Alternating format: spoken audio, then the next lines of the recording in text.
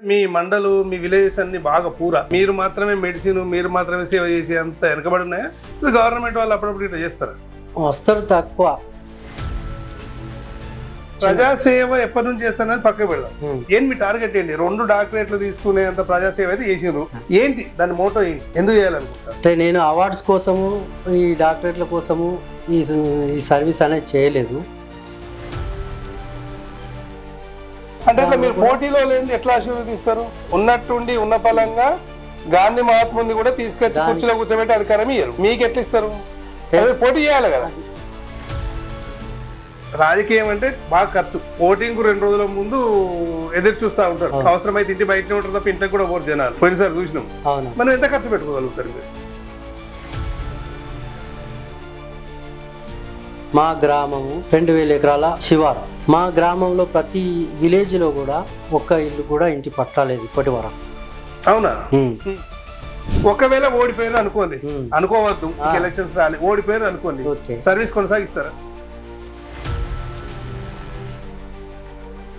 అంటే ఊరోళ్ళతో పాటు మీ ఆవిడకు కూడా అదే చీర కట్టుకోమని చెప్పిండ్రట, వేరేది కట్టుకుంటే మళ్ళీ తిడతారు, నా మీద ఫీల్ అవుతారు, నిజమా? అట్లా ఏముంది. 2 నెలలు నాగార్జున సాగర్ వెళ్ళి అక్కడే బాగా హార్డ్ వర్క్ చేసి రావడంతోనే కరోనా చాలా, ఇక వాస్తవంగా చెప్పాలంటే ఈరోజు ఉండదు, కానీ భగవంతుడు మా సేవలు గుర్తించే బతికిచ్చింది. చనిపోయే దశకు వచ్చినాక కూడా నువ్వు కష్టపడ్డ పార్టీకి సంబంధించి పార్టీ పెద్దవాళ్ళు పట్టించుకోకపోతే మరి విరక్తి అనిపించలేదా రాజకీయాల మీద? ఇప్పుడు బాబు చదువుకుంటున్నాడు, పాప చదువుకుంటుంది, వాళ్లకు మీరు హాస్టల్ డబ్బులు పంపడానికి కూడా ఇబ్బంది పడుతున్న పరిస్థితి కదా. మిమ్మల్ని వారు రేపు ఇవన్నీ ఏం అవసరం లేదు, సైలెంట్ గా ఉండు అని చెప్పేసి అంటే ఏం చేస్తారు? సహకార సంఘాలంటే ముందు నుండి ఇంత తినాలనే ఆశ. అట్లా బాబు చాలా మందిని మోసం చేసింది కాబట్టి పెద్ద పెద్దోళ్ళే. వైద్య రంగము సేవ, ప్రజలకు సేవ అనే దాంట్లో నుండి అమ్మాయిని నర్సింగ్ వద్దన్నారంట. నాకేమో బిఎస్సీ అగ్రికల్చర్ అయితే బాగుండు అని ఆలోచన. 14 సంవత్సరాల వయసు, ఎవరు లేరు, బ్యాగు సంఖలో పెట్టుకుని ఏడ్చుకుంటూ బయటకు వచ్చారు. ఏంటి అప్పుడు మీ లైఫ్ ఏమనిపించింది?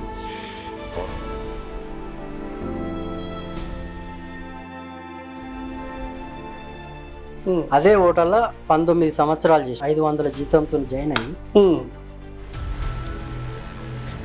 ఇప్పుడు ఎమ్మెల్సీ కోదండరామ్ సార్ మీకు బాగా దగ్గర అంటే కదా, అంటే సర్వీస్ ఓరియంటెడ్ కదా, లేకపోతే వేరే ఏమన్నా పొలిటికల్ ఏమన్నా చూస్తున్నారా? క్యాటరింగ్ కూడా నేనే పంపేవాడిని సార్ ఇంటికి. అప్పటి నుంచే మాకు పరిచయం. రూమ్ లో చూస్తే 10-15 సంవత్సరాల నుంచి అప్పటి మంత్రులు, గవర్నర్లు, ఇప్పుడున్న మంత్రులు, ఎమ్మెల్యేలు, అసలు ఆ ఫోటోలు మేము చూడడానికి టైం సరిపోలేదు. అంటే ప్రతిదీ మీకు అంటే అన్ని 100 ప్రోగ్రామ్ చేశారు కదా, ఎక్కడ కూడా మీరు ఎందుకు పైసలు లేకుండా చాలు అని ఆపాలని ఎప్పుడు అనిపించలేదా? ఇంకా అంతే, పట్టాలు ఎక్కింది రైలు, అది పోవాలి ఎక్కడ దాకైనా, అంతే నడిపిస్తూనే ఉంటుంది. ఎందుకు అంటున్నానంటే ప్రజలకు సేవ చేయాలనే మీ తలంపుకు డిఎస్పీ మీడియాస్ అభినందన తెలుపుతుంది. చాలా గమనించిన మేము. కానీ